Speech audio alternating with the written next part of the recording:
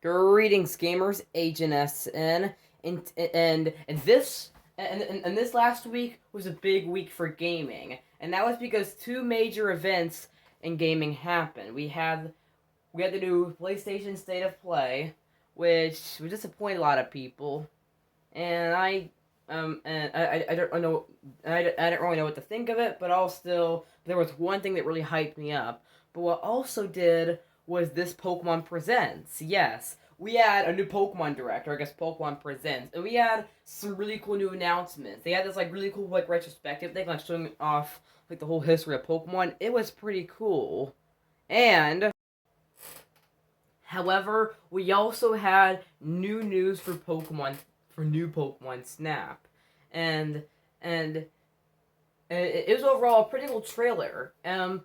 I'm still deciding though if I should get this game or not. It does look fun, but maybe I'll get it, maybe I won't. But if I do, it won't be at launch. But guys, this is cool. But what I am excited for was the next two Pokemon announcements. So yeah, there was one announcement that really hyped me up. So it started off with this DS that Pokemon Diamond or Pearl on it, and this was really cool. I screamed when I saw this. I was like, "Oh my gosh, is this Diamond and Pearl remake?" I know. I was like that in the trailer, and I freaked out when I saw these, and the graphical style looks so good. I mean, it feels so much like the original, and the chibi graphics looks so good. I would rather have it look like Sword and Shield, and yes, I like to defend Sword and Shield. We'll have a video about that in the future. But I overall did like these graphics a lot. They do look pretty good. I screamed when I saw it. I know this game's gonna be so good. Pokemon Diamond and Pearl, while it is my least favorite Pokemon generation, it was the first generation I ever played. The first Pokemon game I ever played was Pokemon Diamond, and and the game was what made me a Pokemon fan. I mean, it was the first one that I ever played. So I screamed when I saw it. It looked so good, and I would rather it be more like Sword and Shield in a way too, and look more like it. But I'm still okay with what we got. It looks so good. However, um there was also another game set in Sinnoh as well, which we're gonna get to in just a minute. Um, and that's just amazing. And so yeah, we got a new look at, yes, an open world Pokemon game. There's gonna be an open world Pokemon game. Pokemon meets Breath of the Wild. Yes. There's gonna be another Pokemon game set in Sinnoh, developed by Game Freak. As Game Freak is not developing the Diamond and Pearl remakes, known as Brilliant Diamond and Shining Pearl. They're instead being developed by Ilka, who developed Pokemon Home. But Game Freak is developing a really amazing open world Pokemon game. And I guess it makes sense. It brings so much concepts from Sword and Shield with its wild area, and basically brought into this. And this game looks so good. It's called Pokemon Legends Arceus. Yes, it's focusing on the legendary and mythical Pokemon Arceus. And so I know this game's gonna be so good, definitely. It looks so epic, basically. This looks to be so good. I am looking forward to this, definitely. But Brilliant Diamond and Shining Pearl, I just can't believe that it's happening. I've been wanting a remake of Diamond and Pearl for years. And I knew that it was going to save it, probably, for the Switch. And guess what? It happened. It's going to happen this fall. I would rather have it be developed by Game Freak. Hey, at least Masuda is still in there, and I know Ilka is going to deliver a really good game. And the graphics, and I've already decided on my starter. Yes, I'm choosing Turtwig, which was my first ever Pokemon I ever had back when I first played Diamond, which was my first ever Pokemon game. So yeah, I'm just really looking forward to this game. And it's going to be epic. This is coming holiday 2021.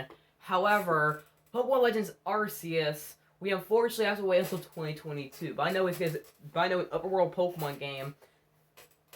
It's gonna be so good, and it's also set in Sinnoh, and it's a prequel to Diamond and Pearl. So yeah, and the world just looks so good in HD and stuff. As I mean, it's not the first HD Pokemon game, but it's still cool. And I will definitely pick it up in early 2022 when it releases. But now that we got into the Pokemon stuff, by the way, let's get into the Final Fantasy stuff I want to talk about. So yeah, we also got a new trailer for Final Fantasy VII Remake, but now the game came out a year ago on the PS4, and I played it the whole way through, loved it just as much as the original Final Fantasy VII. But I do plan to do a video at a later date, probably on the 1-year anniversary in April, to talk about this game. But something really cool happened. This game is getting a PS5 version with new content. It's getting a new story with Yuffie. This is really cool, and it's really interesting too, especially since Yuffie was was an optional character in the original Final Fantasy VII. So it'll be cool to have our own story in 7 Remake.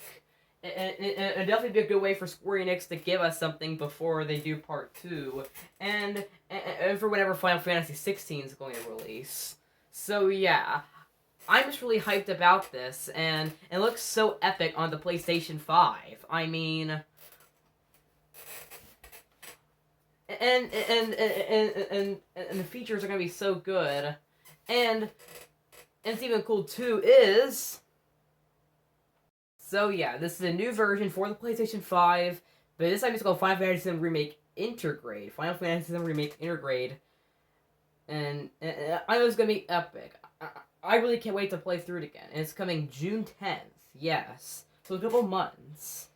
I will be definitely getting this when I get my PS5. But let's talk about something else about this game. So during the State of Play, Square Enix also gave us another trailer for this game, and that's the features, because the textures look so much better, and the loading times are going to be so good. I mean, seriously, this game is going to have wonderful loading, perfect textures, I mean, and the game was already near perfect originally. What wasn't 1-to-1 of the original game, while it was actually a completely different game than the original, which most of you guys know is my favorite game of all time,